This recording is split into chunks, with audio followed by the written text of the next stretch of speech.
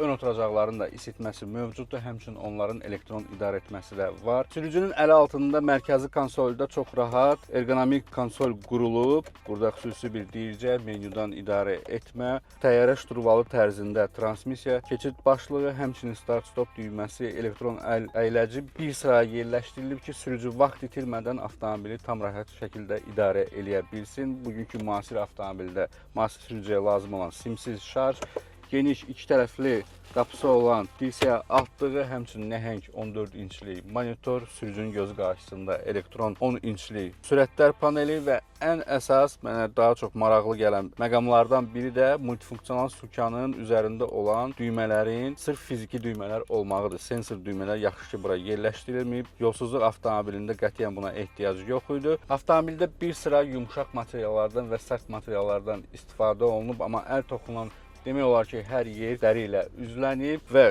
mərkəzi konsolun altında da əlavə yük yeri yerləşdirilib ki, bu əlavə yüklərinizi yerləşdirmək üçün çox rahat bir özəllikdir. Çox da geniş olmayan bir sandıqçası var, amma işinizə yarayacaq. Burada həmçinin asılqanlar və Peugeot 30 modelinin özəlliklərindən biri də yolsuzluq avtomobilinə xas əl tutacağı yerləşdirilib və orada da dağlar işarəsi qoyulub ki, bu avtomobil o dağlara qədər gedib çata bilər.